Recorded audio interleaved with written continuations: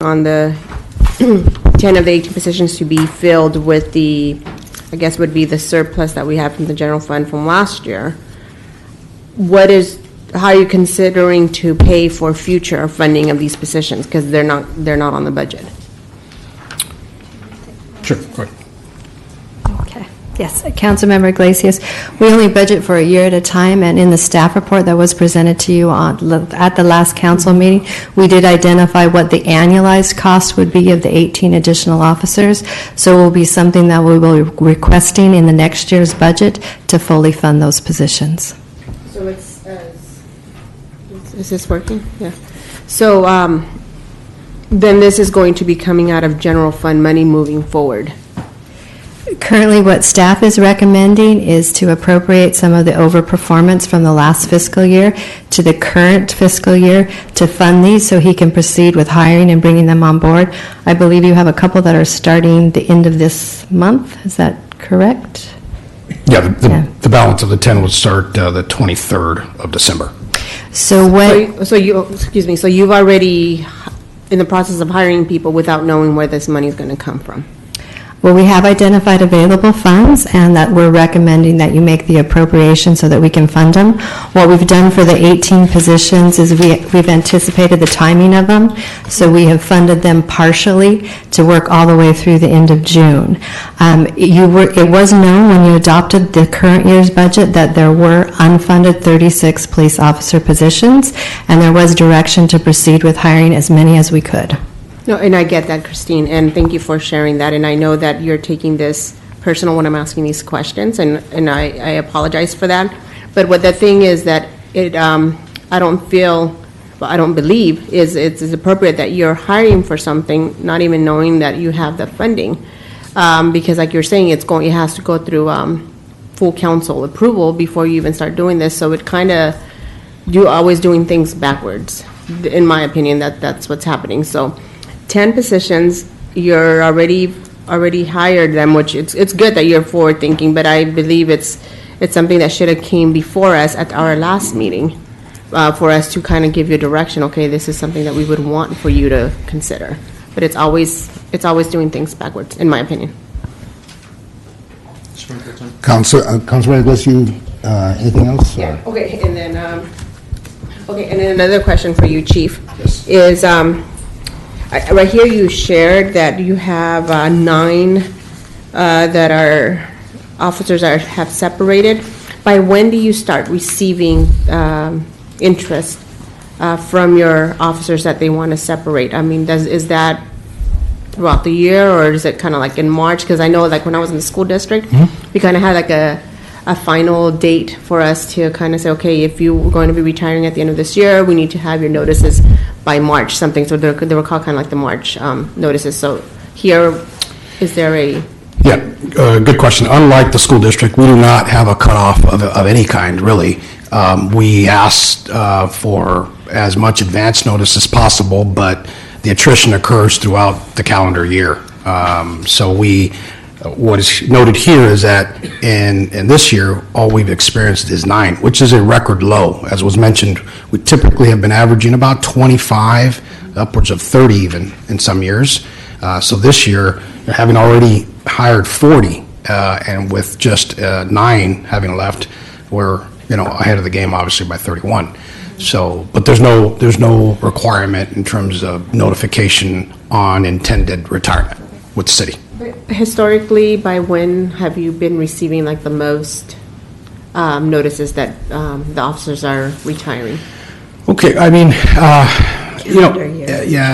end of the year, mid-year, really depends on their anniversary date as well. There's no hard and fast. What we've done also is some additional research that the commander and his division has done in looking at the age of officers and their years of service. That can kind of generally give us an idea, an estimate of when we can anticipate attrition rates moving forward. Okay. So is that something that you can share with us? Maybe not right now, but based on the projections, like, Sure. the way you just explained right now, so we can kind of have an idea moving forward, seeing how many would be leaving in the next year. Yes. Thank you. Councilman Peñalosa? Thank you, Mr. Mayor Pro Tem. Madam City Manager, I personally don't believe you're working backwards. I know that when we ended the 18-19 budget, there were 30-plus funded vacancies in the police department that weren't filled. And that's, a lot of my colleagues brought up the question of why are we funding these vacancies if we know we're not going to fill them? And I know that over the year, through the direction of the City Council, the Chief of Police and your leadership, Madam City Manager, have hired more officers than we've hired in 20 years. So I want to first thank you for that effort. It was our direction that allowed you to hire these efforts. So I know that earlier in the year, Councilwoman Iglesias, we questioned the fact of why we're funding positions that are vacant. And now, we're funding them as we're moving forward, as we're filling them. So you're doing what we asked you to do earlier in the year, and I thank you for that. And I know that this morning, as a matter of fact, I brought up to the city manager that my personal opinion that I will be adding to that item when it comes back again is that I don't want the new budget to come forward in June and us see that you have, 10-plus funded vacancies on the budget, because I will want to make sure that that money is removed from the police department if those vacancies continue. But I know that you're doing a great job in hiring, so I thank you for that. And on page 4 of your PowerPoint with the funding for 18 police officers, the last bullet point that says each of the 10 have completed all steps in the hiring process. So those are part of the 18 that we're asking to be funded, correct? That is correct, and so they've been processed. It's a conditional job offer. They're not on the books. They're not hired as of yet. Okay. And when you're asking that we're waiting for the hire date, is the hire date when they start the police academy? So they've done through everything. The hire date is police academy, or is the hire date? So what we do with recruits, these are people that have to go to the basic police academy, 6.5 months of training. We set a hire date of about a month or so prior, because we need to train them before they actually arrive at the Sheriff's Academy. We are investing a lot of time, effort, and money with these recruits, and so we want to prepare them as best possible. So we anticipate at least a month in advance before they actually arrive at the police academy. That's in the case of recruits. In the case of laterals, after they go through the entire hiring process, they do give due notice to their current agency, at least 2 weeks, and then we get them here, get them in an orientation, and then put them out in the field with a field training officer. So they do hit the streets a lot quicker than a recruit. But the hire date is not the actual date that they show up at the police academy, if that answers your question. And that's just part of, onboarding, preparedness, and again, it's an investment that we're all making in these recruits. Of course. And if I could add to that, council member? Yes. So when we prepared the staff report to estimate the amount of additional funding, we actually had to stagger it out. So we anticipated 6 starting in December, 5 in January, 5 in February, and 2 in March. And that adds up to your 18. So that's how we did the funding. So it's partial funding based on those estimates. Okay. And then the remaining 8 from those 18 are expected to be hired through the beginning of calendar year 2020. 2020, correct. Okay. In addition to other attrition positions that are created, people retire. Right, the separations. or what have you. And can any of those separations offset some of the remaining 8 that are expected separations, offset the funding for the requested 8 for 2020? Well, they can. We anticipate, what's our number estimate? This is a very, very, hard estimate for next year. I want to say we were in the area of about 25, maybe a little less, maybe a little more. Yeah, I think based on the survey and then the calculations, it was about 20. About 20, okay. So we have the 8 moving forward, right? But all those 20, again, estimate, are all not going to leave on the same day, for example. So we're going to continue to recruit, process, and hire moving forward, because we have to. Right. And it's essentially, if we have 20, 25, we already have an additional 18 that are unfunded. you can see those numbers add up. So, we could probably fill those 8 if everything else stays the same within 60 days. Okay. Yeah, I've personally just, like I said, I think I'm one of the only council member that never leaves the city, work full-time in Santa Ana, so I drive around a lot, and I've been just personally seeing a lot more officers patrolling our streets, so thank you for that. There was a period where I just wouldn't see any, ever, so I could see it, you could tell right away that the efforts that you guys are doing. And right now, you're just hearing a case of you're damned if you do and you're damned if you don't. You know, it's, you went from having funded vacancies, which was a problem, of why are we funding these vacancies, and now you're just asking us to fund vacancies that you're already filling. So, If I could clarify, because I'm not sure if they received your point. So the fiscal year budget for this year was adopted with 36 unfunded police officers. Right. The additional funding that we're requesting is for 18 of them. I know you mentioned 10 versus Yeah. 8. It's for 18. That still leaves the chief 18 additional unfunded vacancies. that if we fill, you know, and if we surpass the number of separations in hiring, we could possibly come back and ask for more funding for those, okay. All right, thank you. All right, thank you. Now, I'll give my comment on this real quick. Thank you, Chief, very much, and I want to congratulate the men and women from the police department and the staff. Thank you, gentlemen, and for everyone, all hands on deck, going out and helping to recruit people. The number one, the priority for this council, or the majority of this council, had been given direction to the chief, and you remember, for the last few years, is to hire. We were having a tough time, and this problem extends across the United States to hire people. It's hard to find quality people to come work here, and I'm glad you didn't lower the standards. Actually, you made it a little tougher because you added an interview with you before. You know, you want to see and meet every person that you're going to hire and give your approval. And I thank you for that. Historically, we lose between 28 to 32 officers a year. Right now, we're down to 9. I think it has to do with the raise. That's great, so we can move up.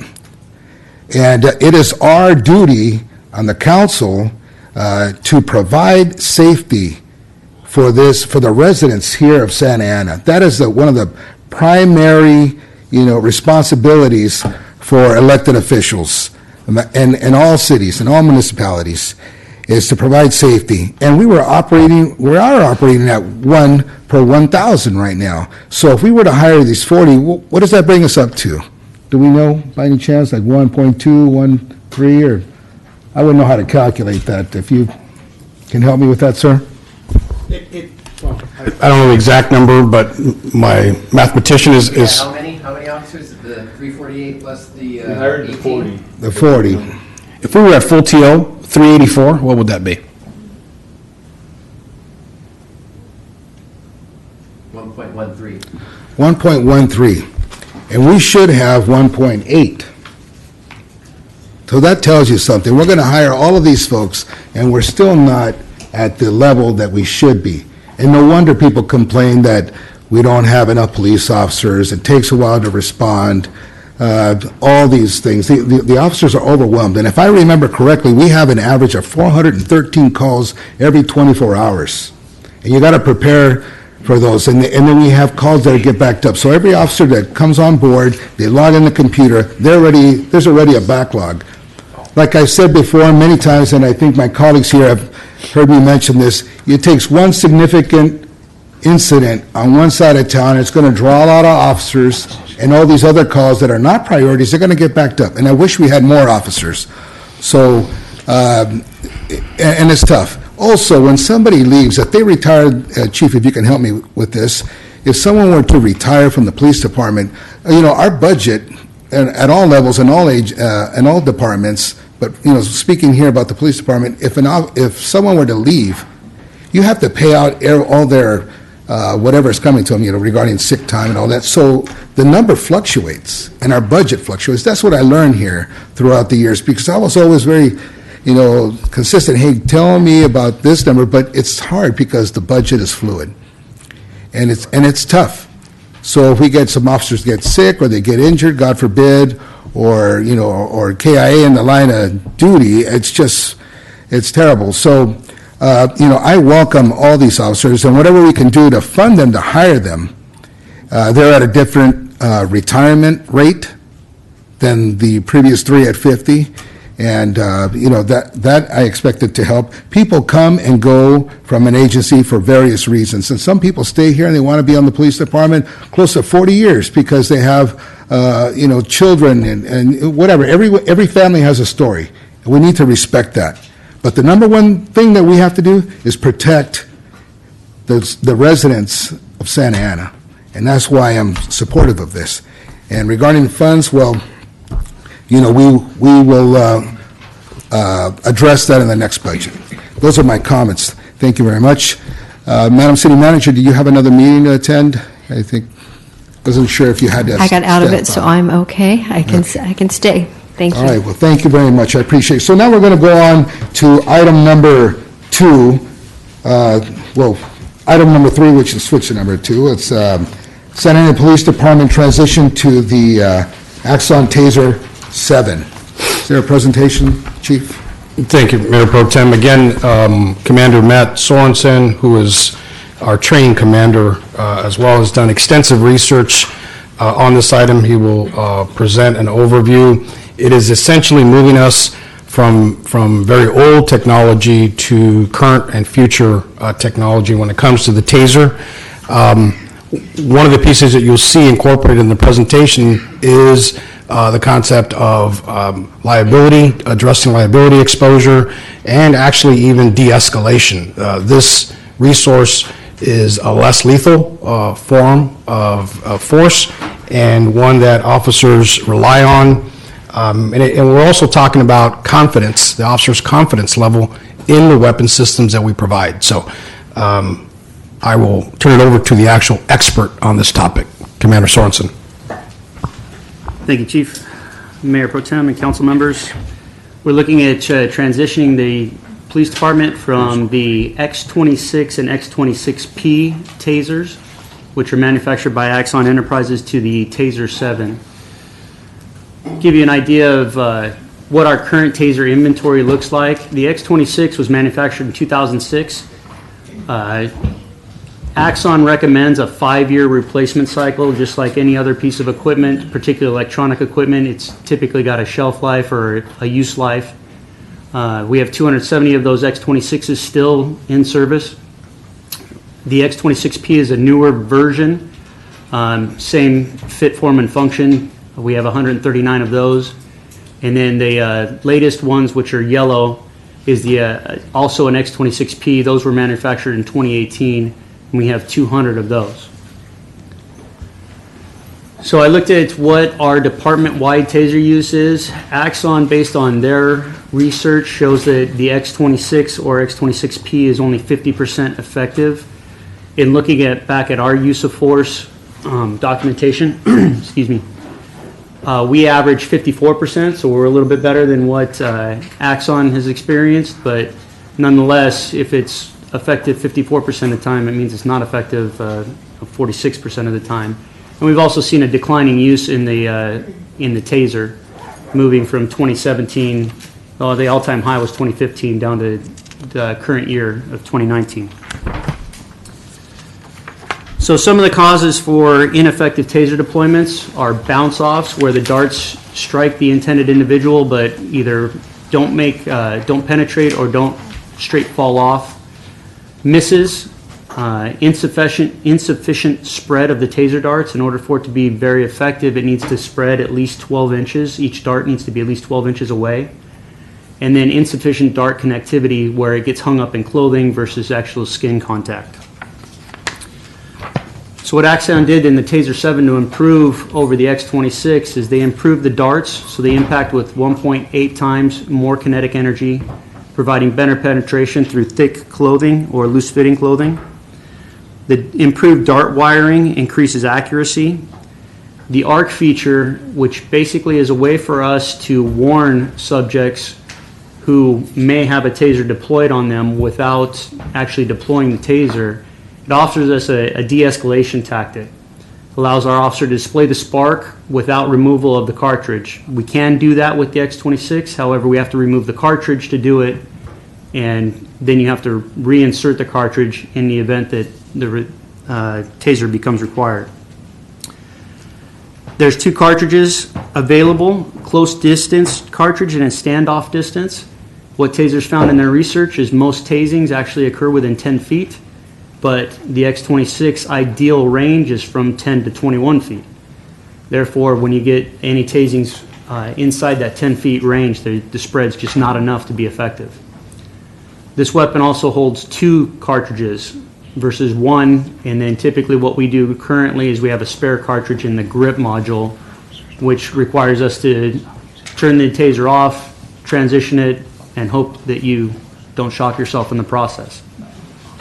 It's got 2 aiming lasers. Currently, the X26 only has 1 aiming laser, which tells you where the top dart's going to impact, but does not tell you where the bottom dart's going to impact.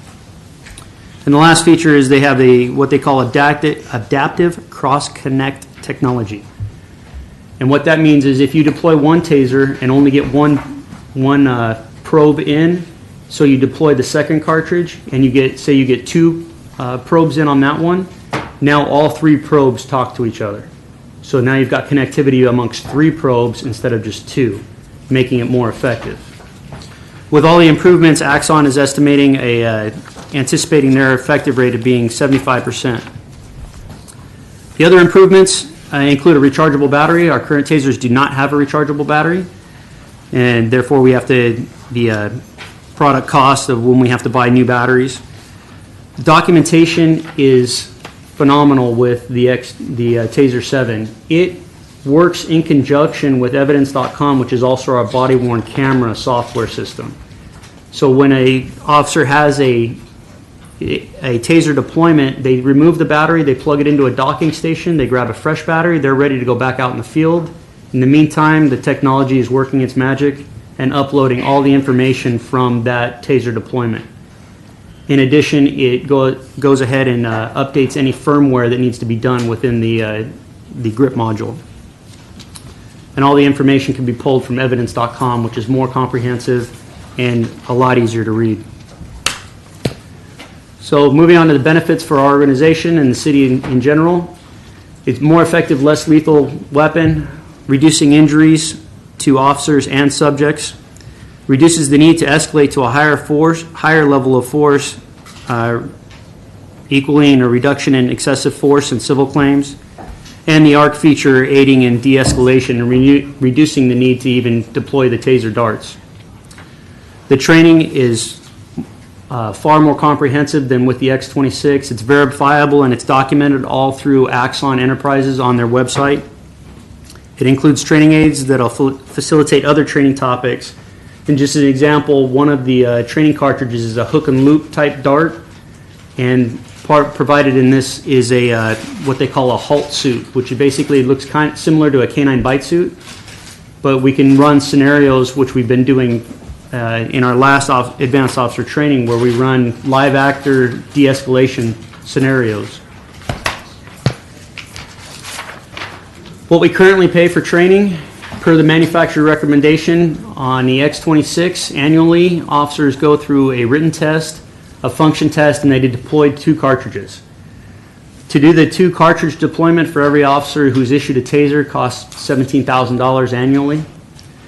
For the Taser 7, they have to go into an online portal, take an hour class online, which is documented and verifiable. We'll provide a written test. They'll do a function test. They'll deploy 4 live cartridges just to make sure that they can manipulate the weapon and accurately aim it. Then they deploy 4 HALT cartridges, which is where we get into the scenario-based training, where we include de-escalation as part of that training. The cost for all this training is included within the 5-year term of the contract. So the cost of transition is $1,272,036.01. It's spread over the course of 5 years. We're getting a discount year 1 because we'll be trading in roughly 410 of our old tasers. And then years 2 through 5 will be $275,310. Again, that cost is all inclusive. That's the gold standard, if you would, for TASER, and the training and everything else that we could possibly need to deploy over the course of those 5 years. So part of this, when I looked at, was what's the cost of an ineffective TASER deployment? So from for 2014 to 2018, I found 3 officer-involved shootings where where they were directly preceded by an ineffective TASER deployment. 2 resulted in civil litigation amounting to $662,000 payout. 1 was also directly preceded by an ineffective TASER deployment. There was no claim filed. However, had the TASER been effective, more than likely we could have avoided an officer-involved shooting. Currently deploying these in Southern California is Anaheim PD, Irvine PD, Ontario PD, and Tustin PD.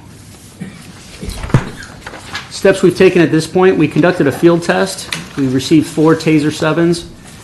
We had 1 field deployment. It was 100% effective. We met with city's risk management department just to get their buy-in on it, and because ultimately, if there's a ineffective TASER deployment that results in civil litigation, they're involved. We want to make sure that we work in conjunction with them. And we've submitted a request for council action. The next step is just to obtain city council approval for the project. Any questions? Thank you, Commander Sorensen. Council members, any questions? Councilmember Peñalosa? Thank you, Mr. Mayor Pro Tem. Thank you, Commander Sorensen. I just have to ask, because I noticed it on the cost of transition. I know you mentioned the 1.2, roughly 1.3 million spread over 5 years. That does include, I know you said it, but it does include the equipment, correct? Yes, sir. It includes everything, including deployment cartridges, training cartridges. It's all encompassing for the total of the 5 years. Okay. The reason I asked is because on that second page, it just says cost includes all training and deployment cartridges, hall training suit. Is that what that is? The hall training suit, or is that the training suit that an officer would wear during training? That's the training suit that a role player would wear. Okay. And on that particular page, the equipment wasn't mentioned. I apologize for that, sir. All good. And also your PowerPoint's not numbered. Just kidding. I was going to reference a page, but there aren't any page numbers. So with last question, and what was more of a thought that came, and now that I'm thinking about it, I realize why. I was going to ask, why did he go from black to yellow? But I'm happy you guys went to yellow, at least the industry did, because I could see how in a stressful time of whenever officers have to use it, hope they don't mistake the other, which was the obvious. But I thought of, but that's it. Thank you. Good question, Tom. Councilmember Iglesias? Thank you for your presentation. For this one, I know that for other, for your tools that you use in order for the officers to be able to successfully and effectively do their jobs, sometimes we go out for grants for these type of, opportunities. Is this something that is going to be, are you going to be looking for grants for this, or is it something from just our general fund, or how is this going to work? We're always looking for grants. We would definitely, moving forward, look for opportunities similar to our body-worn camera. The council at the time made that a high priority, funded it, but we also have received grant funding to support it. So same here, we would continue to look, but initially it would be general fund. In addition to that, Human Resources Department has indicated that they would be interested in supporting a project of this type because of the implications to reducing liability. And when would this be effective? I don't know if I just missed it in the presentation, but is it effective Yes, when? it's on the agenda for consideration next Tuesday night for council. Oh. And then we would, depending on the decision, we would move forward with the contract and agreement. Okay, Thank you. Thank you. Thank you. I thought we were going to see a film or something, but I guess I'll go to YouTube. How many times has the taser been deployed this last year? Do we have a number on that for the last few years? Is that the slide that's there, Matt? Page 3? Okay, got it. So year-to-date, See. you're looking at 29 taser deployments. The previous year, we were at 39, 54, 55 in 2017. 54%. And,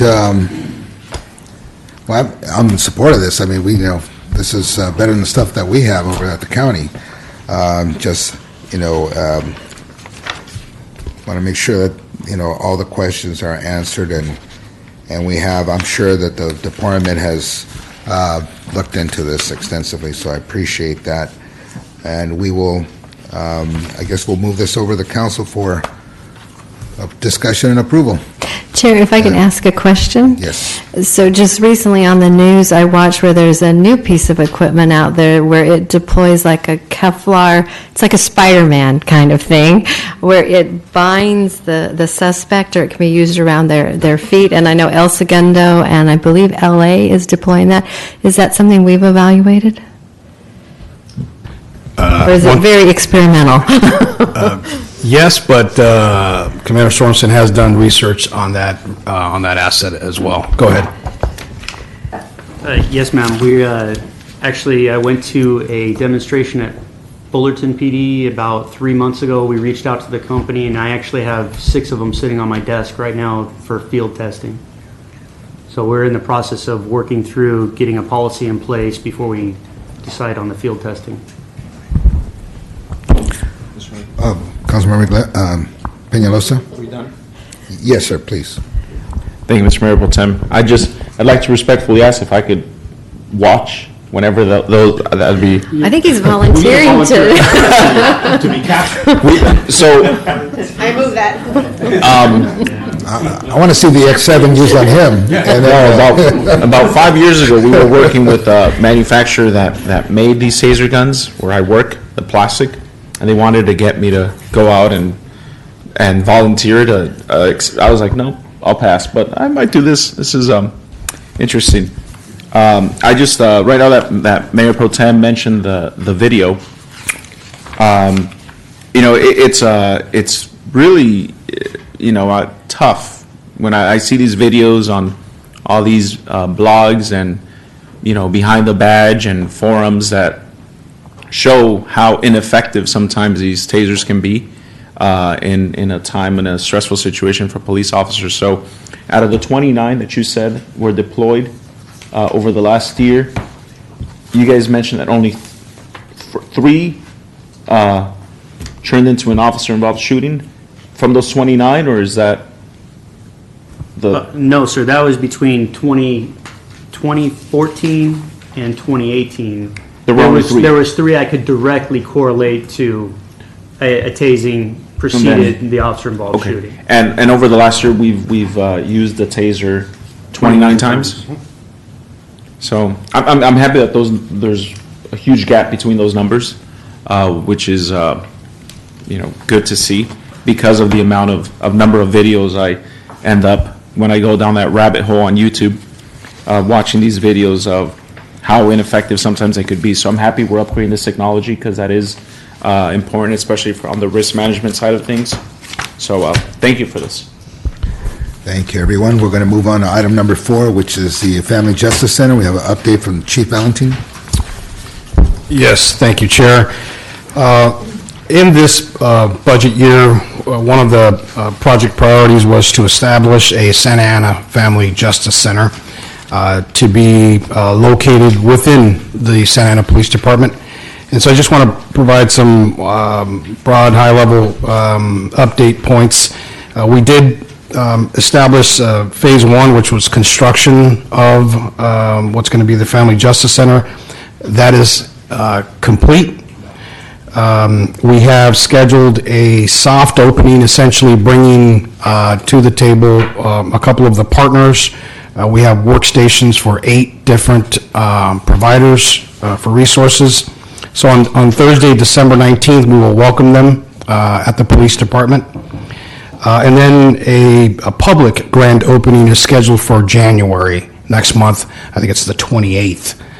We will be sending out an invitation for that event. Tuesday, the 28th of January, we will have a press conference announcing the Family Justice Center and all of our partner agencies. We'll do that in the community room and then offer actually tours of the Justice Center, which will include not only the workspaces, but also a soft interview room for minors and then a waiting room for families as well. Various partners, like I said, have already established an agreement with us, and we're in the process of expanding those. The expected services out of the center will be family-related emergency protective orders, victim offender mediation, individual and/or family counseling to include drug, alcohol, anger management courses, parenting support, and then juvenile diversion. So we're really excited about this resource center. It was a vision of Mayor Pro Tem, and the staff have been working closely together to make this a reality. So we're at a point where we do have some fine-tuning in terms of equipment and some furniture and some additional resources we need in there. But essentially, anybody looking for resources that they would seek at a Family Justice Center would come to the police department. We will have a protocol in place where they will come into the main lobby and then be brought up to the 3rd floor, which is our investigations bureau. And the nice thing about the center that we have set up is they're actually located in the floor, but separate from the rest of the investigations bureau. And the reason for that is we have compliance with CLETS access and confidential information that is readily available on the desks of detectives and that. But we've put measures in place to protect for that. We want to be a standard as a Family Justice Center for any other agency to come and look to see the way we do business. I personally had the opportunity to tour not only the Orange County Family Justice Center here, but also the Family Justice Center in the city of Boston. And structure there has been in place for a number of years, 20 years. So we start small and then we expand. That's our plan. So that's essentially the overview of where we are. Thank you, Chief. Any questions from the Councilmember Iglesias? Or Peñalosa? Thank you, Mr. Mayor Pro Tem. And I first want to thank Mayor Pro Tem for his leadership on this, and I know how important the Family Justice Center has been to him. And I also know how important and positive it could be in our community. I'm happy that you mentioned that last part when you said that, you start small and you eventually grow the center. The one that you visited in Boston, was it at the police department or was it off-site? It was off-site, 2-story structure, big building. I forget the square footage, but essentially everybody on the first floor, the nonprofits and resource referral, and then the second floor were the sworn detectives. They have obviously a much larger organization. They had not only child abuse, sexual assault detectives, human trafficking. I mean, there's a one-stop shop, but it's a big, large facility. Right. I keep thinking of just when families would be using this center for any type of help. I know you mentioned drug rehab, alcohol, educational centers, correct? Resource referral. Resource referral. Yes. Okay. And I just think, I'm trying to put myself in the shoes of somebody that has a substance abuse problem or an alcohol problem. And I know we briefly discussed this last time. If, let's see, me, hypothetically speaking, air quotes, have a drug problem. I personally would feel comfortable going into a police department saying that, because it's been known that, police are going to crack down on drugs, and which is good. I'm not saying that you shouldn't. But as somebody who has an issue and is looking for help, is that the best place to go? I'd be scared, personally, to say, you know what, I'm going to walk into the police department to get resources for my drug problem or my alcohol problem, and it's just I wouldn't know exactly what that's like, because obviously I don't have a drug problem, but I'm just trying to put myself in that situation, so I want to make sure that we very sensitive to that, and how moving forward we could work, or I guess the outreach to let people know that these resources are available. Right. And you're not, going to be arrested, you're not going to get tickets if you go seeking for help. Because if they're there seeking for help, that means they're on that way to, there's a lot that don't want to seek for help. So I'm very sensitive to the idea of having it at the police station, but I like how you said, start small, hopefully move off-site eventually, just kind of as a trial run. I'm assuming this is. Have we looked at any of that stuff and how psychologically that could be an issue? So if I can just answer a great question and point, and that's why that piece is kind of a secondary, a referral piece, referral out. We wouldn't necessarily be doing that maybe on site. The core function of the Family Justice Center is for domestic violence victims, right, that need to report this information, that need the assistance, that need a temporary restraining order. We would facilitate that process. So really the referrals for drug rehab would be secondary. And in terms of wanting to come to the police station, we did have a long conversation and assessment. I think my deputy chief's in the room as well. And looking at the different models, it really also comes down to relationships with the community and comfort level in terms of people willing and wanting to seek out services, even co-located within a police department. We've done a lot of work over the last few years in building relationships, and we've got partners in the Mexican consulate and various other groups, and we're pretty confident that people will come here to seek the services. Again, primarily victims of domestic violence, sexual abuse, et cetera, or someone who needs a temporary restraining order, for example, right? We bridge that gap, provide that service. The drug rehab stuff is kind of a secondary piece. And that's why we start here, and then hopefully we expand, right? Does that answer your? Yes, and even with the domestic violence of victims, I'm all for making sure that anybody doing the domestic violence pays a price and is held accountable for what they've done. But a lot of times, from what I've heard and seen, is that the women in the community, especially in a community like ours, are usually stay-at-home moms, homemakers, and they don't work, they don't have any means of income, and the person doing the abusing is the sole breadwinner. So they're petrified and scared of well, how I can't put them in jail because then I'm going to be homeless. I'm not going to have money to feed my kids, clothe them, and whatnot.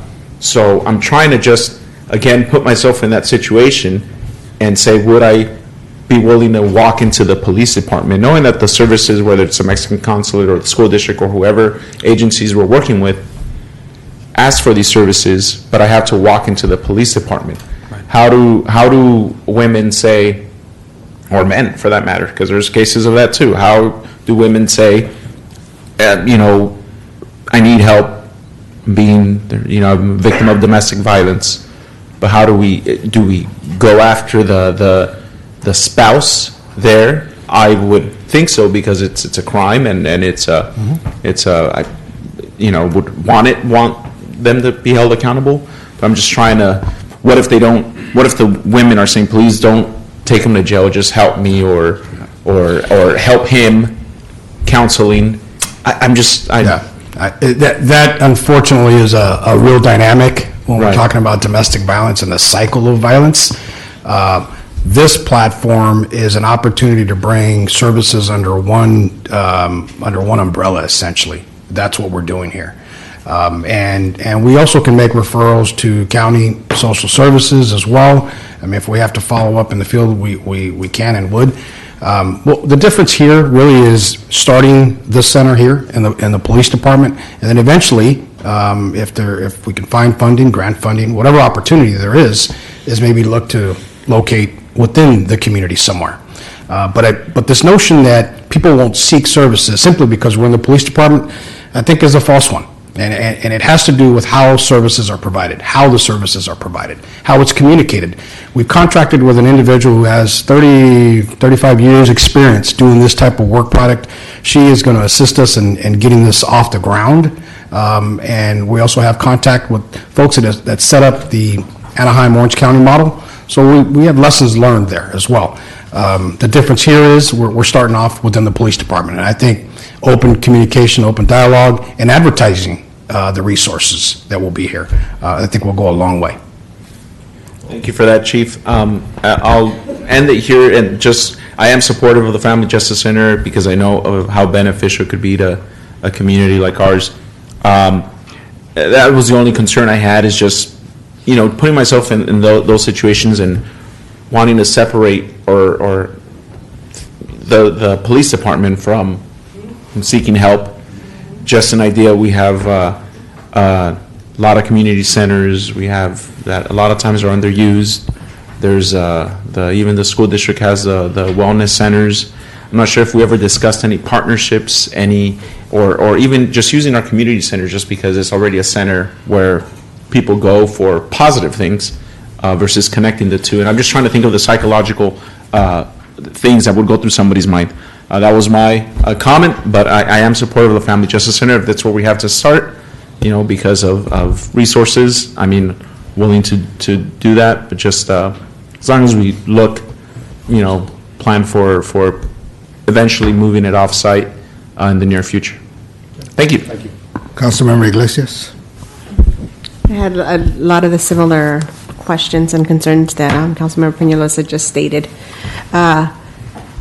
One of the questions that I had is, and I'm very supportive, Juan, about the concept of it and how to do it, but why was it that we just went directly to the police department? I know here on the second floor, there's a lot of empty offices too. There's not, I know we could find something that is a little bit more welcoming, because, yeah, you've done a great job in trying to get that, building relationships with our community, but unfortunately, it's not there yet. And I know, especially among the Latino community, they're in the, like Councilmember Peñalosa was saying, they're going to be hesitant.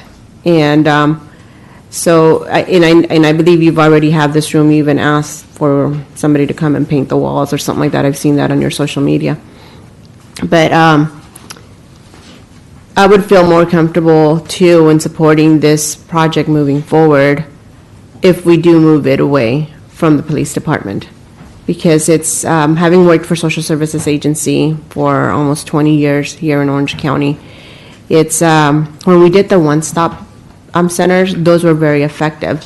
So I know when Councilmember Villegas brought it up, the county has their one-stop here at the train station for Santa Ana.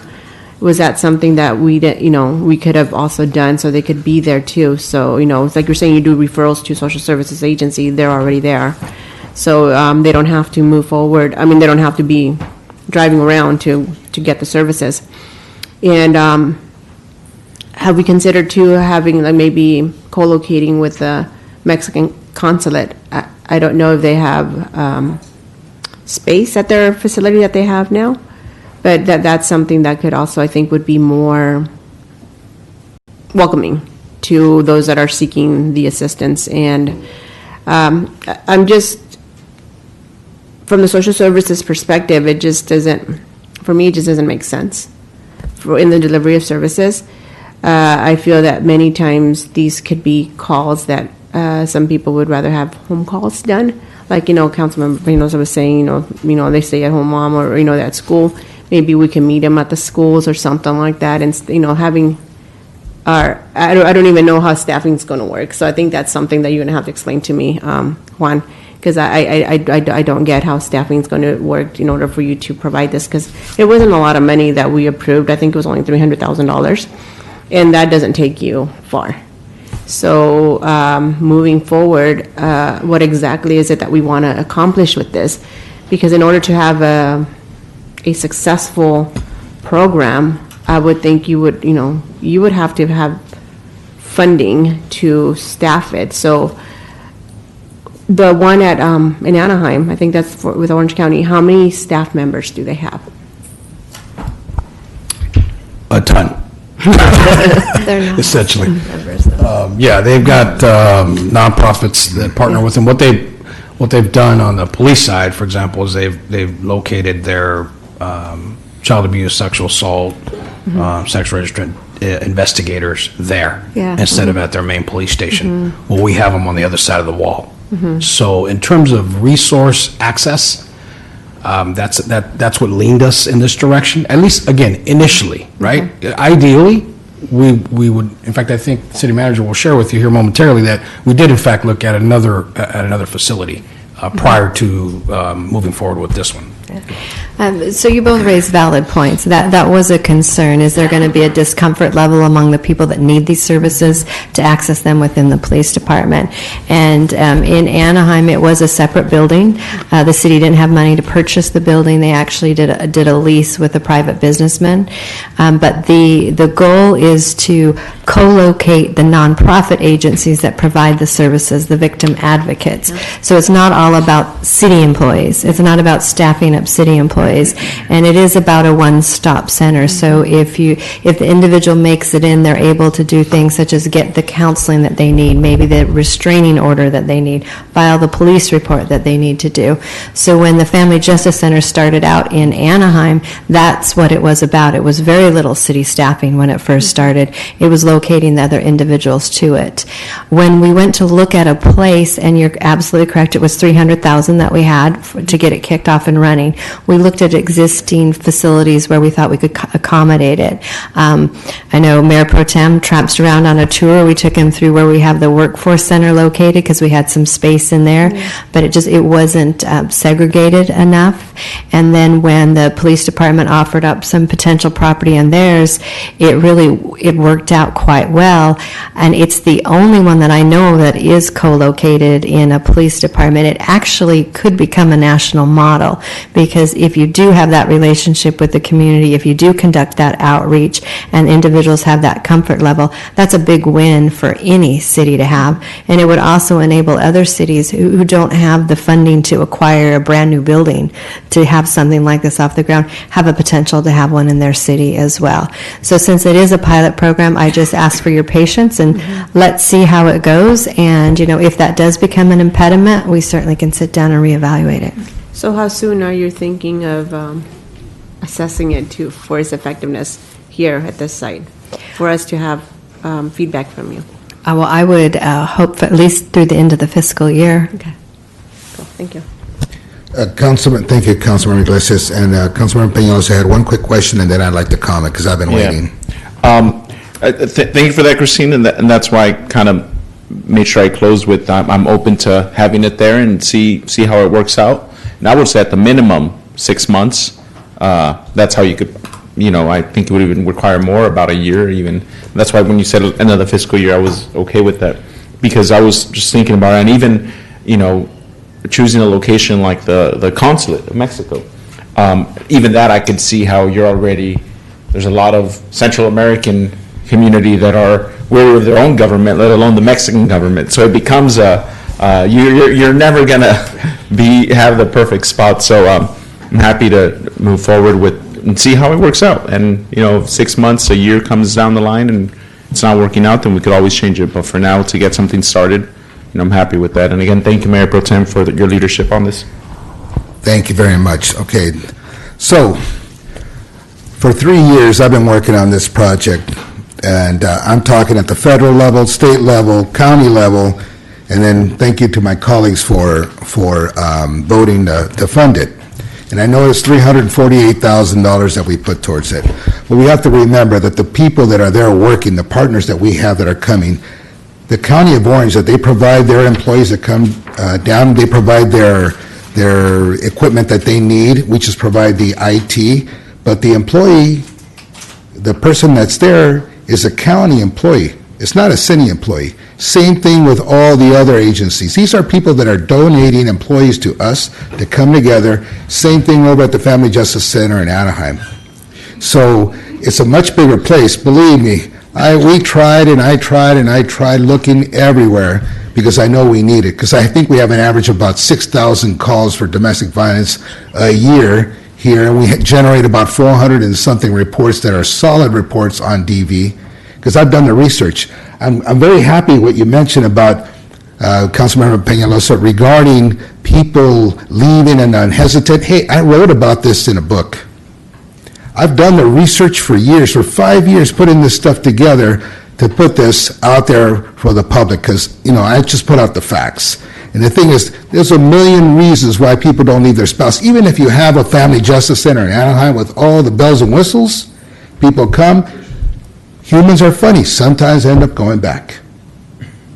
And that's just the way it is. I'm sure everyone here knows someone of a story of someone they know who's in a traumatic relationship like this with someone where this happened, this is happening in their home. You have violence in the home. This Family Justice Center will provide services for domestic violence victims, child abuse victims, elder abuse victims, and sexual assault victims. That's what we're focusing on. The drug stuff and all that, well, if they show up there, we're just going to give them a referral where to go. We're not, we're not rehab, and I totally get that. I understand everyone's concerns. When we went looking around, looking for a location, in the end, we ended up coming back to the police department. It's a pretty good location to start off, because I understand that we didn't want to stay there. We always agreed, and with the person that I'm working with, our project manager, Maria Fierro, we would have to start off small. It's got to be small. We can't just jump right into this. We had help from the Family Justice Center in Anaheim come out. I went out to the chamber. I went out to many, many places, to many elected officials. I've been down there so many times to give the tours and show them, because I knew I would need political backing. But in the end, it was still up to us as a council to make it happen. I went to D.C. and asked for funds. You won't believe how many offices I went to tell them what we're doing over here. And you know what they told me? You're the first Family Justice Center that I know in the nation that's being done at a police department. That's what they told me. And they were applauding it. They're like, hey, this is great. Santa Ana has a history back in the 70s when we started the community policing and that relationship. And I think we can bring that back. Just because people are in a bad situation and they come, how many times do you tell these folks, hey, you need to leave him or you need to leave her because they're in a violent relationship, and they just don't, and they don't see it. I understand it's very, very tough. And I don't judge anyone. I don't judge anyone in that. But here we are to help, and when we send the police out, we have a place where we can bring them and we can give them the services during the day, okay? And we have shelters in place also that accept children where we can take these folks and help them out. And, of course, the Mexican consul. I got everyone on board. It took a lot of work for me to go out there and talk to everyone repeatedly. And I thank you both, because I know you both, and the rest of my council colleagues for voting on this. And I will see it through, and I will make it happen. And then eventually we'll get a nice building. So thank you both. And thank you to the staff. Everyone in the room that did their part, believe me, from the bottom of my heart, I appreciate it. And I don't start things off unless I believe in it. It's not, if I don't believe in it, then who will? I've taught this stuff in the courts, and I've gone to speak. I never thought I would be doing my own Family Justice Center, and I remember I should be a guest speaker over at the Anaheim Family Justice Center 20 years ago to talk about DV and how it affects children and all that good stuff. It's just, it's a lot. So I thank you, and we're going to move on to the next item. Item number 5, which is the update on the Emergency Operations Center, another thing we've been talking about, right, Chief? It's very, very important. Yes, from the police department here is Steve Reiner, who will take you through a brief presentation on the EOC. Essentially, the strategy here is transitioning from what is currently at City Yard, if any of you have had an opportunity to see that. It's woefully inadequate, it doesn't have the support structure necessary. And so, along with our fire partners, we are looking to transition and establish the EOC, the citywide EOC, within the police department. And so, Steve, if you go ahead and take us through, and then we'll answer any questions. Thank you. Thank you, sir. Thank you, Mayor Pro Tem, council members. The EOC is a central location where all representatives of all city departments and partner agencies gather during a disaster. It's where we can coordinate information among city departments and with field responders, other levels of government, with elected officials, with the public. It provides rapid face-to-face communication and decision-making in an emergency. It's where we set objectives, create action plans for the response, find and distribute the resources that we need, whether that's people or vehicles or supplies, and keep track of the damages and costs that the city incurs. Again, we're creating a plan for the police department. The police department is a better choice of buildings for the new EOC for a number of reasons.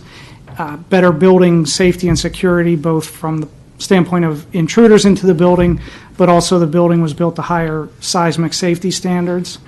The police department has more technology and communications connections, the 800 megahertz public safety radio systems, all the security and traffic camera feeds from the city, the police department intranet, so it has more connections that are already there that would have to be replaced or duplicated at the yard.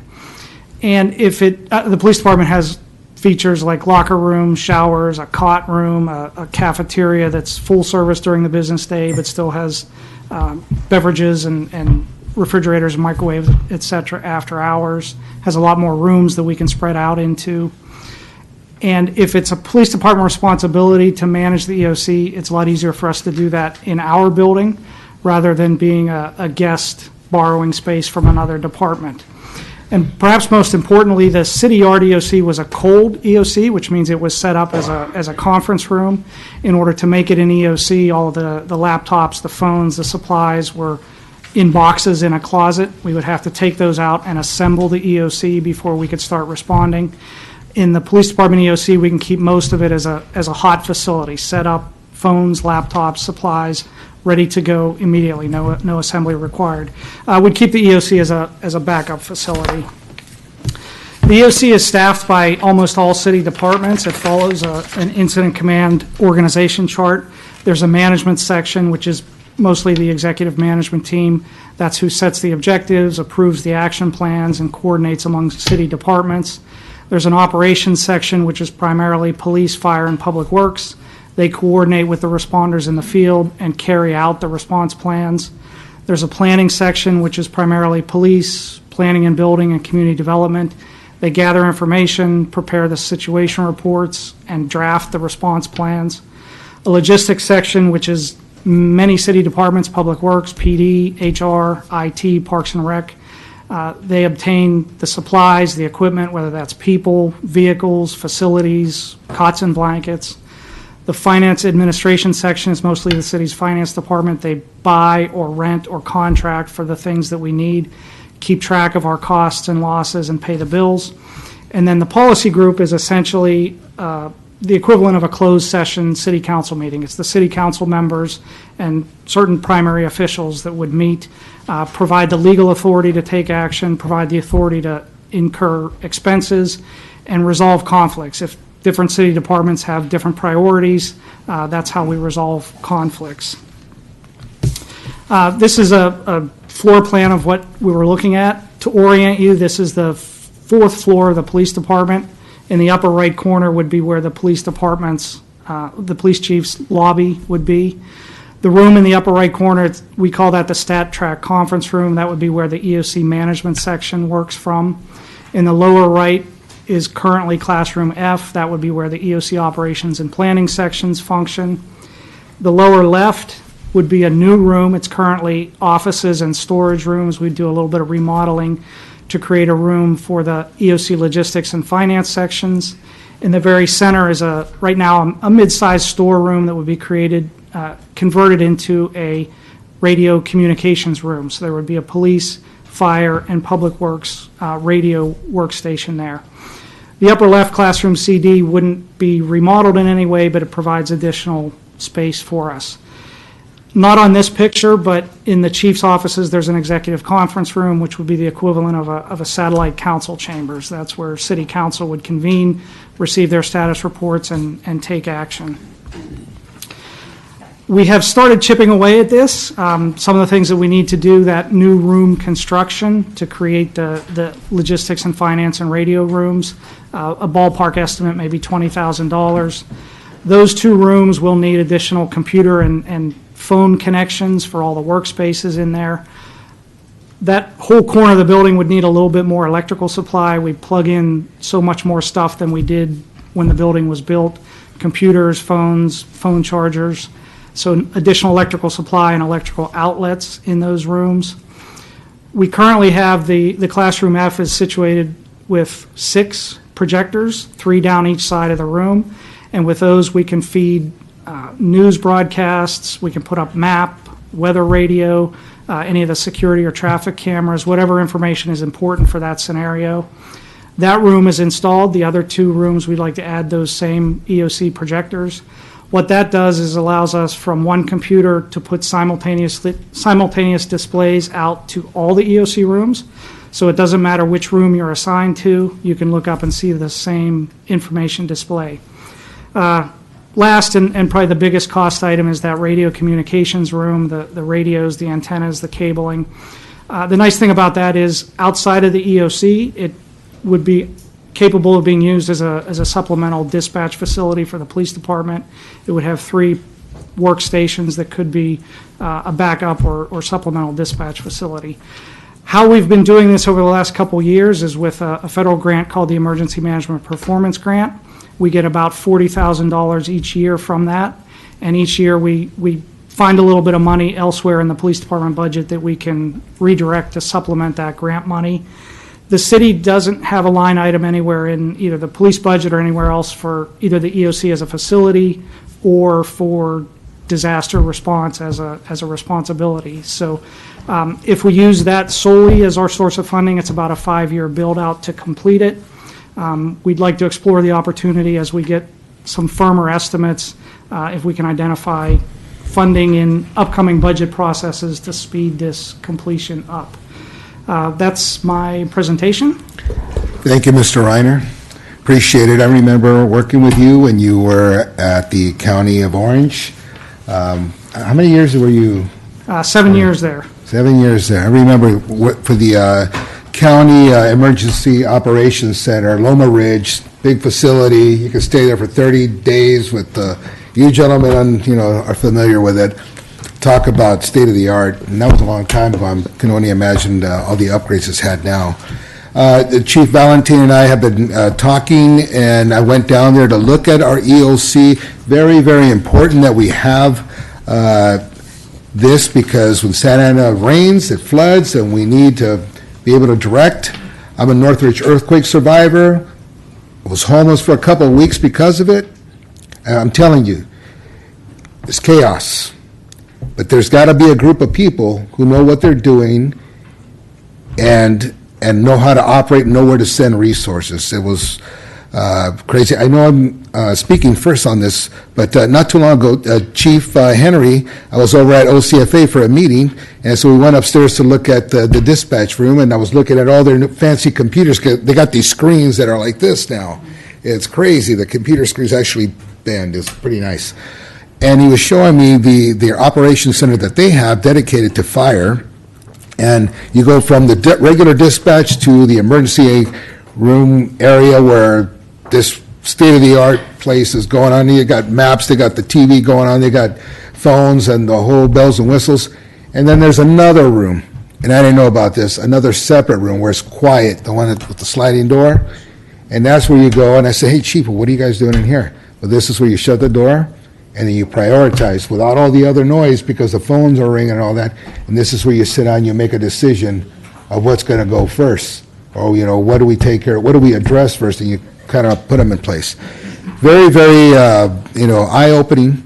And we need that here because the residents here in Santa Ana need to know that this, we have it together and that we're going to be able to tackle any emergencies that come before us. So, and anyway, I jumped the gun on this a little bit, I spoke, but any of the council members have a question regarding this? You know, I'd really like to see this go forward. When we were in Washington, right, Chief, we were over there looking for funds to help with this because, you know, we need a little bit more. And I know space is a little tight. One of the rooms there is a little, but we're working on that. You have any comment regarding? No, other than, I think it's a good strategy, and the build-out is one that we can make happen. And the nice thing is we have all the additional support in the building that we need. And again, having police, fire, and public works, whether it's, you know, rain or the next big earthquake, or God forbid, a 9/11, a terrorist attack, whatever it is, we definitely need the preparedness. So, thank you. Thank you. Any other staff would like to make a comment? Just one question. Are we transitioning all of the staff that's currently at the city yard? Because I'm thinking of that building that remains empty a lot of the times. Is that what we're transitioning over to the police department? Great question. So there's no staff affiliated with the EOC. These are ancillary duties. When an incident occurs, there's an activation, and then we all come to a location. Necessary. Right. So what is there is it serves as a dual purpose. It's actually a conference room. This would be a standalone, as was mentioned, hot, ready, walk in, everything's turnkey, ready to go. So, and what is left over there, I'll be quite frank with you, I think it was a good 5 years ago where we had major flooding on the west side of town, and we went there to try and activate the EOC, citywide response. It was difficult to actually make it into the building, A. B, none of the computers worked, the phones didn't work, frankly, I think that's still the case today. So this is very much a concerted effort to put in place what this city needs in terms of support, comprehensive, unified command support. Okay. Thank you, Chief. Yes, sir. I also want to thank the staff because I had a question. So what is our role as city council members when it comes down to the EOC? And, you know, that's why I have my experts here. So talk to me. So, and I appreciate the help from everyone that came forward, and we had that long discussion and the paperwork and all that. So, you know, we all don't know everything, so we need to all come together to work as a team to push forward. Okay, next item is item number 6, and it's the homeless update. Steve Mendoza. Good afternoon.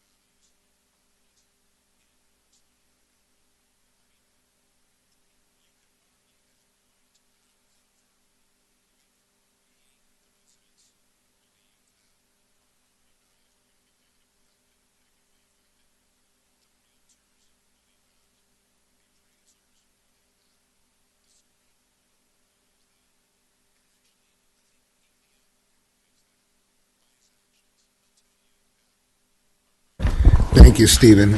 Any of the committee members have a question? Councilman Peñalosa? Thank you, Mr. Mayor Pro Tem. Before I dive into the railroad cleanup, the HHAP funding, the approximate, I noticed that it was a total of 175 million distributed between 58 counties. That 7 million, is that Orange County or is that the city of Santa Ana? That's for us for being one of the larger cities. One of the largest cities. And then, The county will get their own pool, and then I believe the small cities will get a pool of that. and this is, because we're, I guess, one of the 10 largest cities in the state, we get our own fund.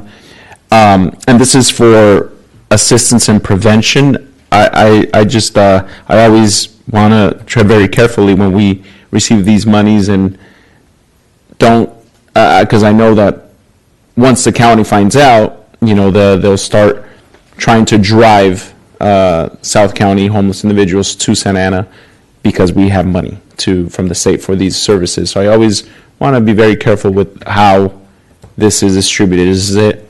Well, from a technical point of view, it won't be distributed until it becomes an appropriation adjustment. So when we don't have money in the budget, we will receive money during that year. And during this year, when we do receive this approximately $1 million, we'll be coming to you to add it to your budget and then to appropriate. So we're just going to the general fund? That'll be determined at that time. It'll always have its own strings to it because it's state money. It won't be, I technically don't know, Christine, do you know if it'll be added to the general fund or left in its own? More than likely, it would need to be segregated because of the restrictions on it, but to address your concern, this is the city of Santa Ana share, so we can use it for those services, and we can narrow it down to those with Santa Ana Nexus only. Okay, because I already see it just even sitting on the Housing Finance Trust Committee. I mean, we saw it, Stephen, last month, how the South County cities were like, well, I mean, why don't we give all the money to Santa Ana? Yeah, exactly. And they were, that's not appropriate. It should be divided equally between the central spas, and I know that's a whole different pot of money, but I just see this happening with whatever the money source is. I see the rest of the county, kind of pointing at our direction to do something because of the funding. So I want to make sure that we're watching very carefully with what the other counties are doing, or cities. Just the one example of San Clemente last week, an OC Register reporting how they were closing down their shelter to bring people to the Armory in Santa Ana. That's just very troubling for our public safety, for our quality of life, for our neighborhoods, for our resources. I want to make sure we're always watching that. With that said, thank you so much for the railroad activity that's happening. I know it's 10 months in the making. We were just talking about that. Alvaro, I know Councilwoman Iglesias and I came in day one, like harping on everybody. Why aren't we doing anything? I do realize that, again, coming from the private sector, how things are done very quickly to the public agency, how slow by design it is. But I'm happy to finally, towards the end of the year, see some activity and cleanup efforts happening on behalf of the Union Pacific Railroad Company. I apologize for only bringing one extra coffee. I thank you for that one coffee. But I was happy to be out there and really see how, just terrible the situation is, especially with all the school kids walking, 2 feet away to school, and having to walk by that daily is very unfortunate, and that's something that we need to address, and I know we are. The one question I had, I'm also happy that I did see the bigger waste management containers brought, because I also questioned that. That's the equipment they had was a little sad. It was funny, cute, as the chief said. But with are they going to be operating? You said someone mentioned 24 hours a day. Is that the plan? I do know for a fact that he is already watching it. He sent me photos at about 5:30 of someone trying to get onto to re-enter the property. So I know he's out there because his own team is taking the photos and sending them to me. Okay. So yeah, they plan on being out there. As you know, there were about 4 or 5 badges of their own that they had to start making sure that they protect their property. And protect their investment. They're investing in cleaning a property, now they have to maintain that property. Right, so, it took them about a day to clean up that area between Chestnut and, off Chestnut, between Standard and Grand. So once they start moving south, like we've seen before, homeless will just walk back into that area. Are there still going to be personnel from their company walking through the already cleaned areas as they move down the track? Yes, so what was requested by the city was that they show that they can keep their property clear for 30 days, which entails cycling back through all of the tracks. And then we would evaluate whether we would want to enforce their no trespassing, which other private businesses can file a letter to do so. I know Councilmember Cecilia knows about this. They early on wanted us to enforce their no trespassing when their tracks were all in that condition of those pictures. And I refused to do that because I don't have the police force to run their private property. But they're going to show us that they can keep it clear for 30 days, and then that request will be coming back through for us to consider. Now, with the 30 days, is this going to be 30 business days, 30 days, Saturdays through Sunday? I know that in just 10 days, holiday closures happened. Are they going to take 10 days off for Christmas through New Year's, and then in those 10 days, we're going to just see everything just get taken over again? Are they working through the holidays?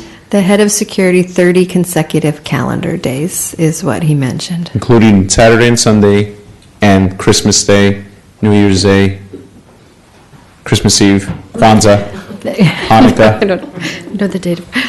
everything. That is my Dia de los understanding, Reyes sir. Magos, which is my birthday, by the way. That's a little fun fact. My nickname is Rey David as a little kid. Don't use it now, please. So it's going to be 30 consecutive days. That is what they've promised. Now, we don't have a written agreement on that, but that's what was, we requested the 30 days because, like you, we understand if they clear it out, disappear a week, there's going to be another Yeah. encampment set right back up. But if they're able to keep it clear for 30 days, there's a high likelihood that the individuals will move on. Because I know that during the times that we've cleared the railroads before, where they're just, when we get the warrant and it's a one-day operation, when Union Pacific is out there, they'll take Saturday and Sunday off and come back Monday if the cleanup started on a Friday or Thursday and it kind of extend, and you won't see them over the weekend. I know the last time when they had the fire, they did come back the next day on a Saturday, which was new because that hadn't happened before. So I just want to make sure that we're going to be encouraging them, asking of them if they could just continue through the holidays. And I mean, and then I'm just thinking on our staff because our police department's also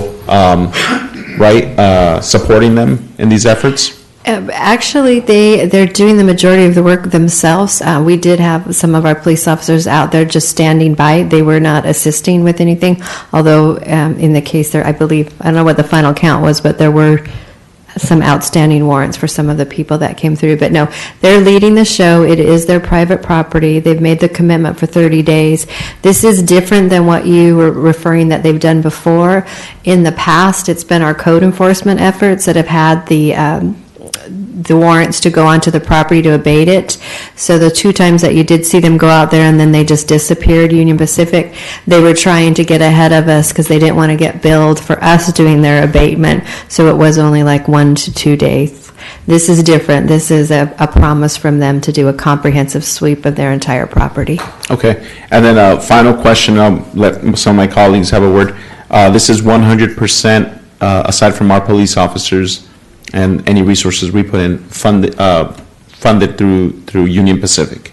Absolutely. We are assisting them with the bins and the dumping, but we're getting full cost recovery. Okay. Thank you, Madam City Manager. Councilmember Iglesias. Okay. Thank you for the presentation, Stephen. One of my concerns is the follow-up with where these individuals, once you cleared them out, where are these individuals going? A number of them, well, 2 of them came back today, and our officers took care of that by issuing them the citations for coming back onto the site. There are repeated efforts by CityNet to get them into shelters and get them into services, and they are scattering outside of the area. So then they're going into our private, into like the I guess like the private retails in the neighborhoods. They're gonna start coming again to the railroad, I mean, to the riverbed and the creeks. Because today we received an email, troubling email by one of the residents at the creek, Santiago Creek, that there's more individuals coming there and just, claiming that territory for them, and there's a lot of illegal activity that's happening. So once they go out there, I know they scatter throughout the city, but is anyone actually following through to see where they're going? Yes, we have made sure that while the private property is taken care of by the railroad, that we are there to deal with the impact to both the business community and the residential community that these persons experiencing homelessness may have. And so we have adjusted CityNet's efforts for the next 30 days to be just along the railroad. And that's not on the railroad. Our CityNet contract that the city council is paying for will be on the perimeter outside of the railroad area to interact with the homeless and be persistent in our contact with those. And they will be in the industrial parks. They will be on the streets that cross the railroads, and they will be in the residential area and the parks, all along this area, to be proactive in exactly what you just said. In addition, the police department is prepared to do the same, and Colt is prepared to do the same. But again, we will take care of the off-sites, and Union Pacific will take care of the issue on their sites.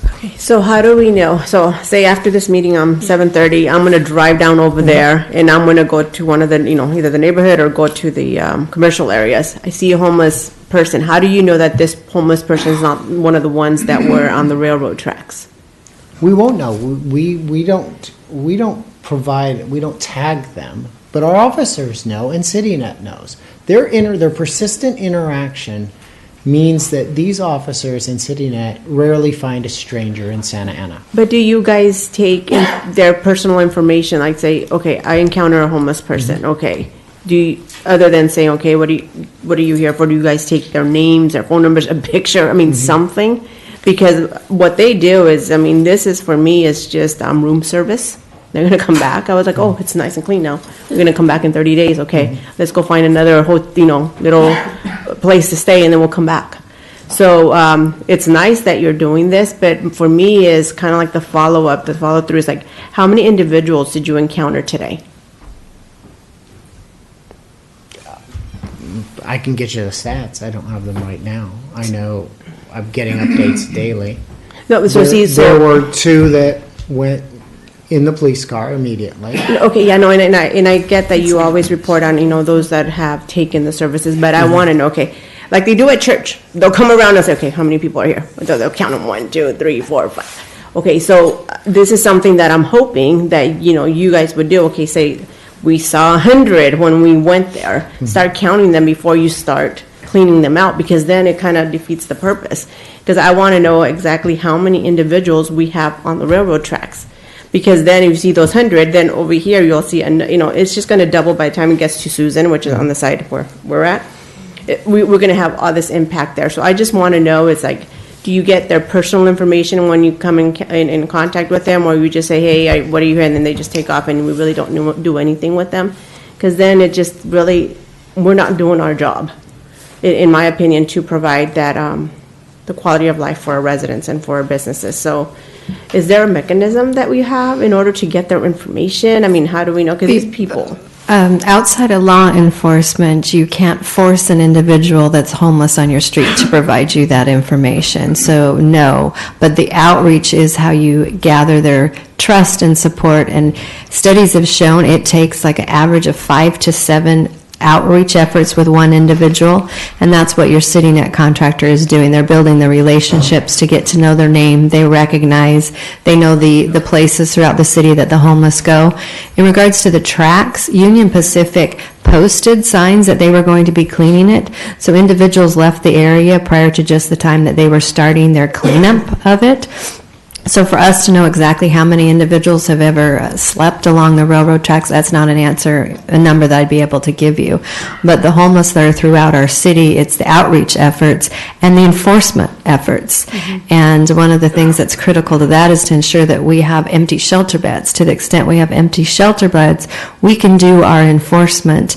And the individuals that don't want services, the service resistant, they want the path of least resistance. So if they're not being bothered, if they're not being shuffled off of the Union Pacific tracks or out of Santiago Creek and repeatedly being asked, do you want service, do you want service, they will move on to another city.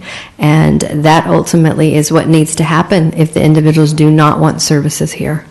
Yeah, but for me, it's kind of like you have that contact. First of all, moving forward, maybe this, because it's going to be for 30 days, I would like to know the count of the individuals that you've seen that are staying. That would be... The ones that we have contacts with, we absolutely can provide that. No, not just the ones you have contact, it's like you're there, you could see how many people are there.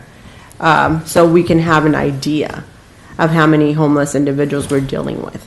I don't think that's a hard ask. I think it's something that should be doable if you're walking the tracks that...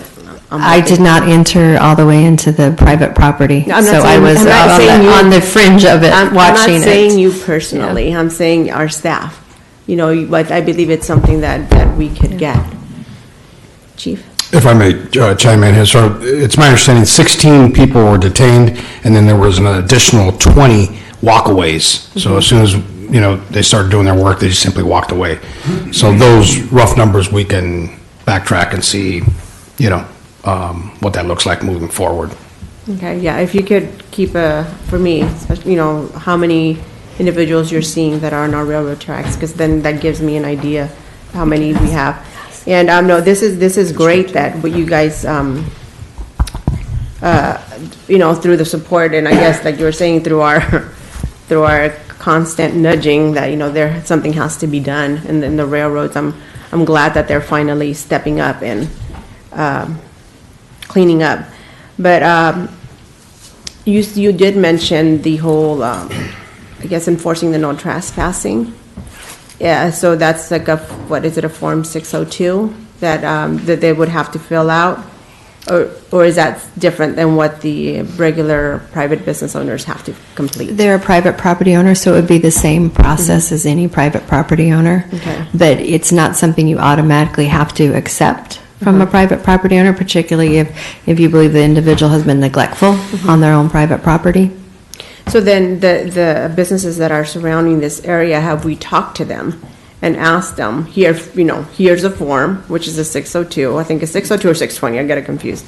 And I know that this is going to say, okay, we can fill out the no trespassing, and it has 6 months now, right, of enforcement. So is that something that we're proactively reaching out to these businesses, surrounding businesses, to make sure that they know that this is happening? Because what's going to happen is these individuals are just going to start camping in their area. And the length of time depends on whether it's occupied or an unoccupied business. But I can say I certainly have. I've spoken to businesses, and I know that I won't speak for the chief, but I know of at least on 3 different occasions when police officers have made themselves available to go to a private property to talk to them about signage they can put in, lighting suggestions, and the ability to do that letter. So, but in this area, have we personally contacted the businesses around this area? Do you guys have a 602 with your business?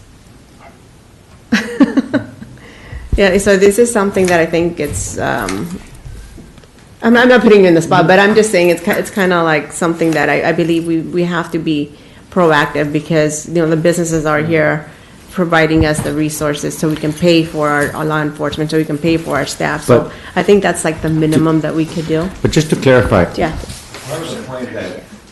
part of the point is that by having Union Pacific there is that we don't have city staff. So essentially, we can't come from the parameter from the outside. But one of the reasons why we took so long is because we're the government. For us to go into private property, it's a constitutional issue. That's why we had to get the warrants, that's why we had to get this type of approach. And sometimes, the judge wasn't very, supportive of the initial request, right? Because the whole point is, for us to ask permission as a government to go into private property, we needed that judge's support and actually saying it's okay to go into that property and it's okay to take the step you want to take so that we can correctly charge Union Pacific. Part of the reason why we think they're finally showing us because we did do it the right way, right? We charged $118,000. One of the first interactions we had with the captain of Union Pacific Police this morning said, "Hey, how you doing? Oh, let me introduce myself. My name is Salvador Núñez. I'm the code enforcement manager. Please don't send me more citations, right? Don't give me any more fines. That's why we're here." The last two warrants we obtained, we were not able to execute because we gave them the copy of the warrants 2 days before, and that's why they showed up at the locations so that they would clean up.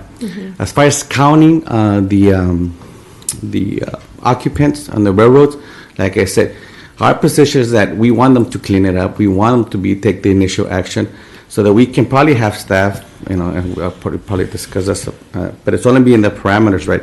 Because it's their Union Pacific Police going into their private property, where it's a lot easier. They don't have to do what we have to do as a government to inform the individual of their private property rights. If they want us to store the items, then we make sure we give them a receipt for the store items, give them an address and who to contact. As private property owners, and this is the example we gave to some of the individuals that were asking, it's like if folks come to my driveway and store a bike or some trash, I don't have to put a 48-hour notice, right? Here's my note on the on the driveway for somebody to pick up their abandoned bicycle. I can just dismantle it and throw it away in the trash because it's my private property owner right, and that's the key. But as far as keeping that type of connection, we can probably talk as far as getting that sense of numbers regarding the occupants.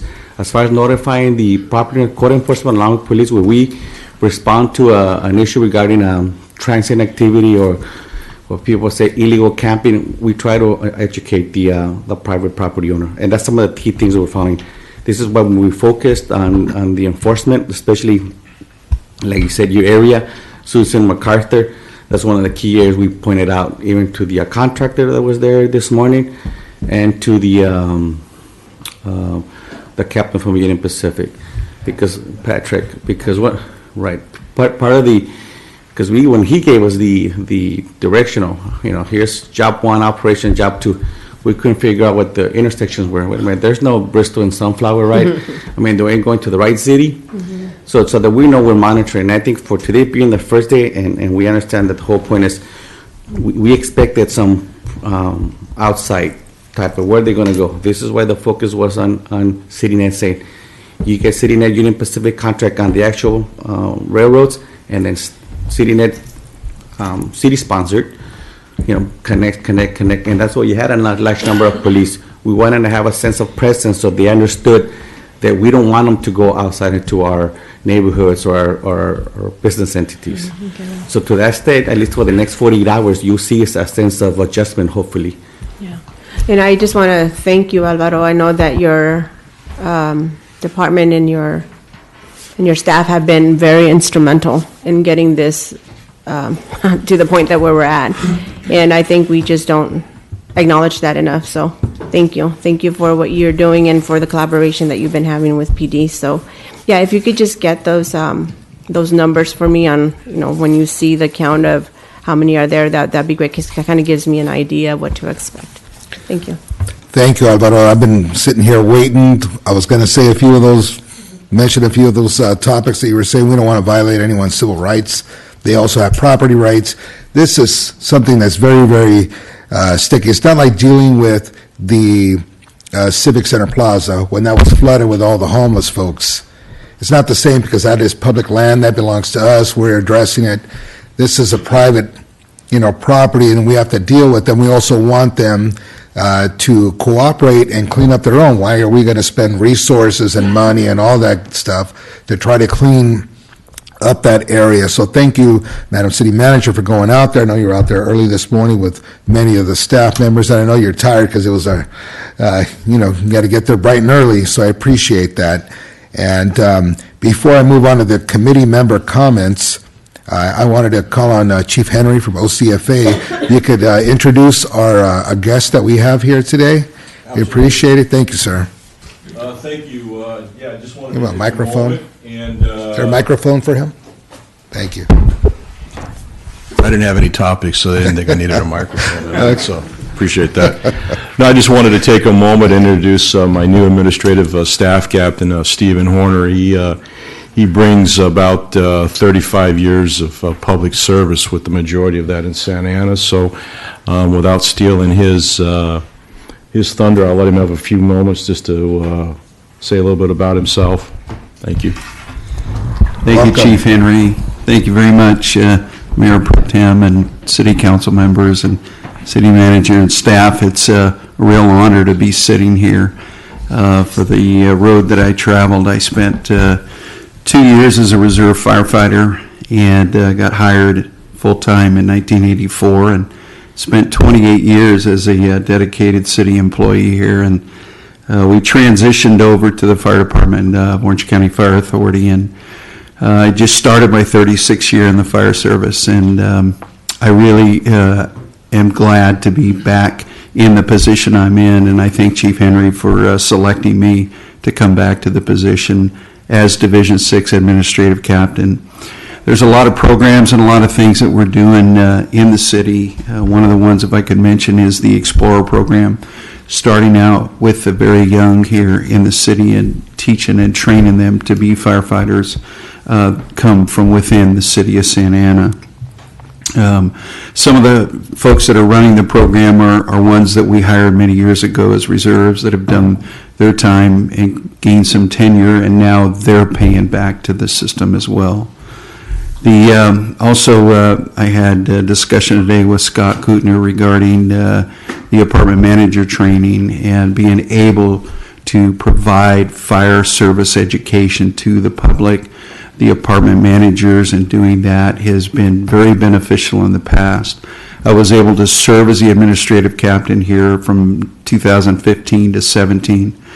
I went off and did some other work over at John Wayne Airport and said, I started my career in Santa Ana. I'd like to finish in Santa Ana. So that's why I'm back. I did call Steve today and talk to him about the EOC and working with him with the EOC. I was the EOC director for the city for about 18 months during my tenure here. And also to being able to help teach in the CERT program. I've taught the CERT program for about 20 years, actually when it first started, and I really enjoy that, as Steve knows.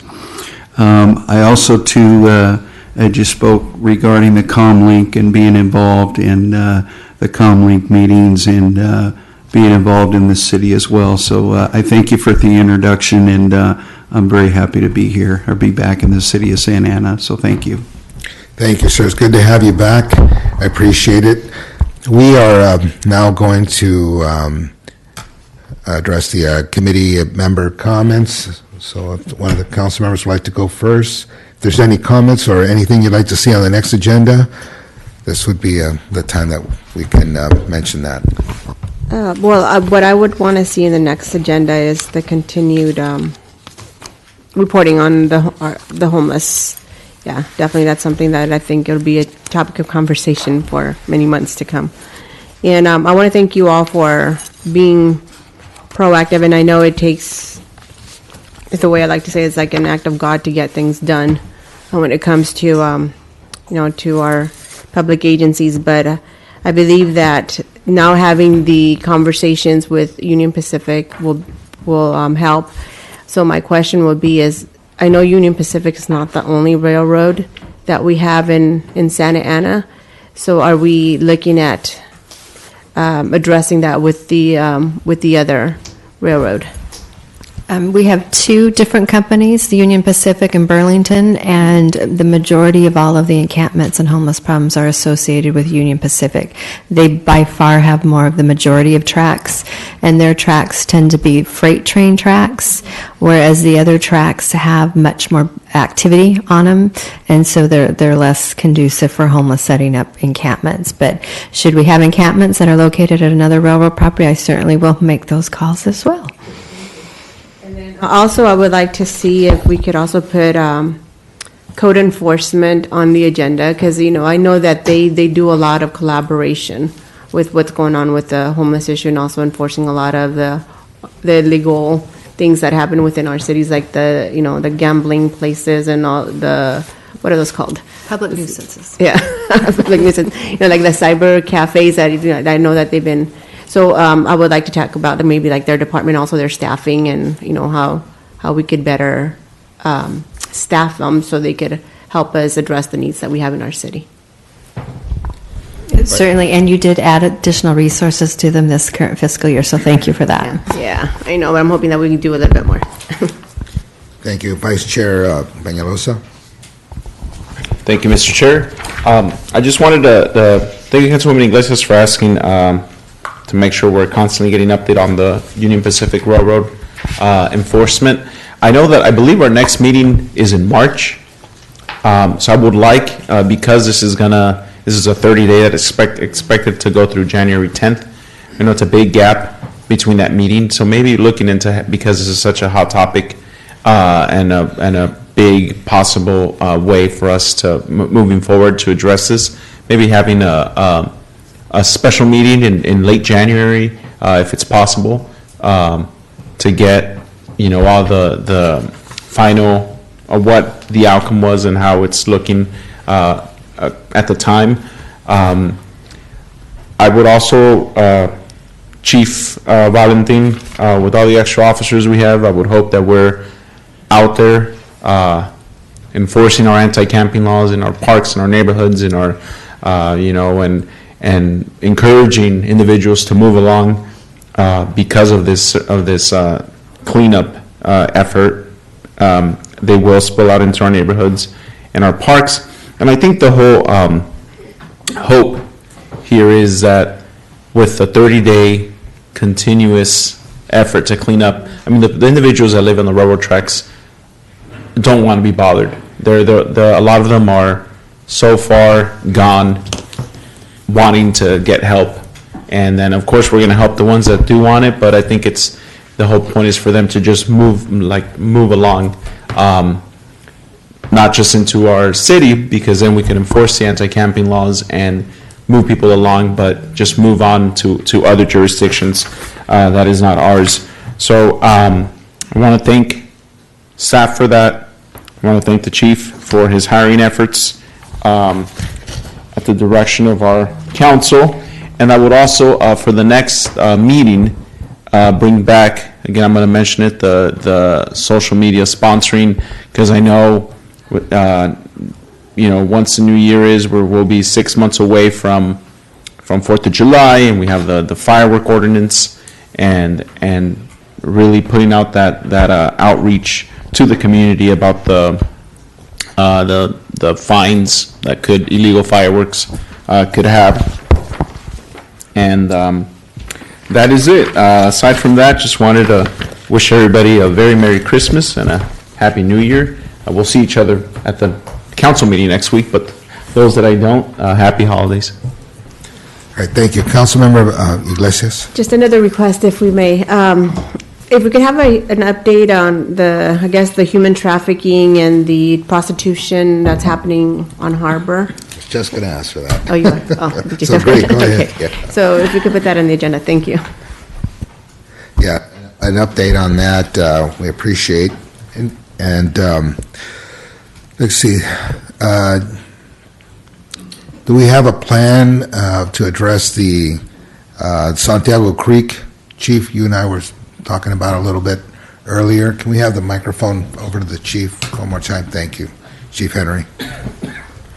So if you're talking about from OCFA, we have Yes, sir. a response plan that we have put together that we completed last year when we had that slew of fires. We had about 14 fires in a period of about 45 days. And so we met with the community members up there, Mark McLaughlin and some of the homeowners association up there, and identified access points for us because not all of the homes have access that allow us to get to the creek in a timely manner. And so we have all of that in place, and we're prepared to go back out and deal with the fire piece. I know the city's working with, and PD's working with, county flood control and all of that to deal with the recurring homeless issue. I know we put gates up at Fisher Park and all those kind of things. So, we have a plan for the fire piece, and I know we've been working with law enforcement, our investigators and stuff when we had that huge increase last year. So, Thank you, Chief. Was there any outreach done to the neighbors there, or? Yes. Administrative Captain Octavio Medina did reach out to the homeowners group, and I believe McLaughlin, his wife, sent out a notice of a plan. We sent them maps that we have that outline, when you call 911, what happens is your address pops up, and that's not always the best access point. We've also reached out to our personnel that respond to that area up there, as well as the City of Orange, that provide mutual aid to us, and we've also reached out to our dispatch center to help direct resources to the best access. We actually physically walk the properties, know the properties that have access gates that we can use. I mean, we can get over a fence if we have to, but it's always easier to pull hoses, through a gate versus a fence. So, yes, sir. So maybe we can reach out to their neighborhood association meeting, let them know that we, if they have questions or some more outreach, just to make sure. Chief, did you? We'll circle back with them again, and I'll direct my staff, and we'll do that again. We'll reach out to them again. It's been a while for us to have had any contact with them, but they have our information and our contact information, so we'll certainly reach out to them again, sir. Okay, so my request for the committee for the next meeting, and it could wait till March. I would like an update on the Santiago Creek, what's going on. Are we in contact with any folks, and any update for the PD or OCFA, and maybe, Caltrans, the state, if there's anything going on, because we need to address that. I'm going to keep on that. Chief, did you want to add something? Actually, yes, if I could just read into the record, since both of you inquiring about harbor hazard, vice-related, I have some information now. We can agendize it for January or March, whenever we meet. But for the last 90 days, 21 prostitution-related operations, including human trafficking, soliciting for prostitution, uniform traffic enforcement, and John operations.